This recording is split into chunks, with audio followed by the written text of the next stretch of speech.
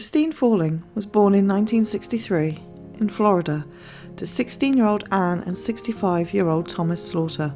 It is said that her and her sister Carol grew up in an impoverished environment in which Christine and her older sister were given up for adoption. Before long, the two girls ended up in care due to the fact that there was too much conflict with the adoptive parents. Falling left the children's home at the age of 12. By now, she was already displaying violent tendencies by torturing cats to see if they really had 9 lives. At the age of 14, she had married a man 10 years older, but it didn't last due to violence between the couple. This ultimately led Christine to start acting in a strange manner by going to the hospital multiple times with a series of medical conditions that couldn't be diagnosed. Although it was apparent that Falling had some sort of mental illness, pointing towards Munchausen by proxy, she had gained a reputation as a good babysitter. It was age 17 she began to murder the children she looked after. On 28th of February 1980, Cassidy Johnson, aged just 2 years old, died under Christine's care. At the time, it was assumed to be encephalitis, but autopsy results showed that Cassidy Johnson had died from a severe skull injury. Although Christine was interviewed, no evidence could be found against her, and the matter was not pursued any further. Now Christine had moved to Lakeland, Florida.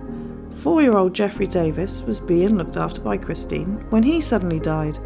Although it was initially deemed suspicious, they didn't seem to go much further into the investigation of Christine, as it was thought that the death was an inflammation of the heart. Again, within just 3 days after Jeffrey's death, his family, who were attending his funeral, had asked Christine to look after Joseph Spring, who was 2 years old, when he suddenly died as well. Now Joseph's death was put down to a possible viral infection, possibly connected to his cousin's death, leaving Christine Falling to move to Perry, Florida in July 1981. Christine got a job as a housekeeper to a 77-year-old man called William Swindle. It was on her very first day on this job, William was found unresponsive on his kitchen floor. He was pronounced dead at the hospital, and it was ruled as a heart attack, so no autopsy was performed.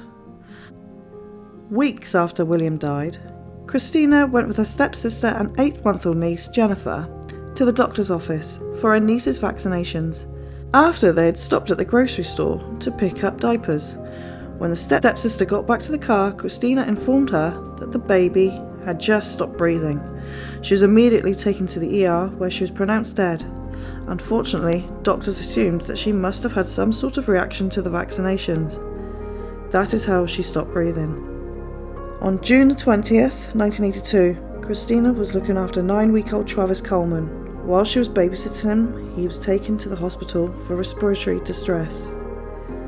After spending several days in the hospital, Travis finally came home on the 1st of July.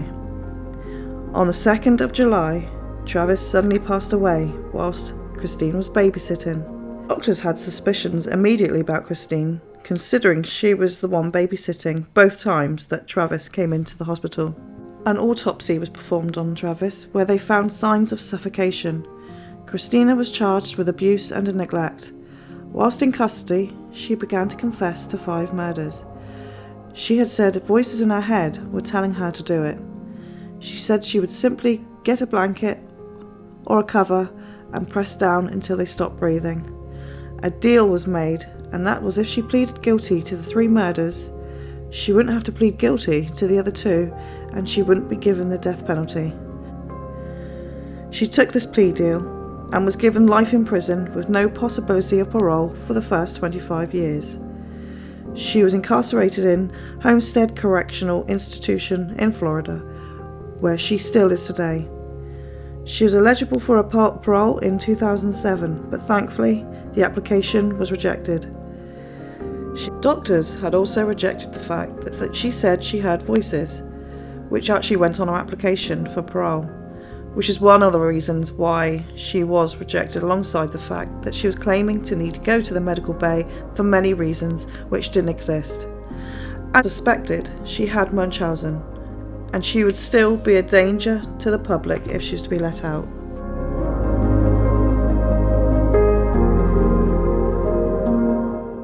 Thank you for watching Dark Crime Time.